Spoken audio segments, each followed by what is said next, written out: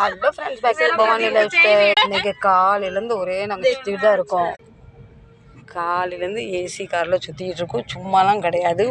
ஒருத்தருக்கு இவ்வளோ பணம், ஒரு சின்ன ஒரு பிரச்சனைக்காக நாங்கள் எல்லோரும் லேடிஸெல்லாம் சுற்றிக்கிட்டு இருக்கோம்.